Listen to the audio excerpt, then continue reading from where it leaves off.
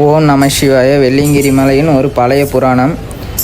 பழைய புராண நம்பிக்கையில் சிவபெருமான் உலக மக்களுக்கு ஞானம், யோகம், தவம் எல்லாம் கற்றுக் கொடுத்த பிறகு ஒரு அமைதியான இடத்தில் தியானம் செய்ய நினைத்தார். அவர் கைலாயத்திலிருந்து பூமியை பார்த்தால் தெற்கில் ஒரு பெரிய காடு, அமைதியாக மலை, யாரும் வராத இடம் இருந்தது. இந்த இடம்தான் வெள்ளியங்கிரி மலை. பழைய சித்தர்கள் சொன்னது, இந்த மலையில் சக்தி அதிகம், முனிவர்கள் தவம் செய்த இடம், இயற்கை சக்தி இருக்கும் இடம், தியானத்திற்கு நல்ல இடம். ஆனால் சிவபெருமான் அங்கே வந்து தியானம் செய்தார்.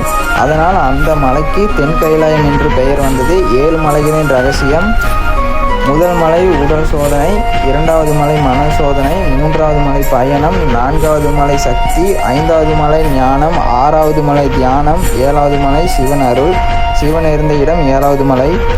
பழைய கதை: சித்தர்கள் தவம் செய்தபோது ஒரு நாள் பெரிய ஒளி தோன்றியது. அந்த ஒளிக்குள் இருந்து சிவபெருமான் குரல் கேட்டது: நான் இங்கே இருப்பேன், நல்ல மனது உள்ளவர்களுக்கு அருள் தருவேன். சிவன் சில நேரம் சித்தர்கள் வடிவில் மலையில் வந்தார் என்று சொல்கிறார்கள்.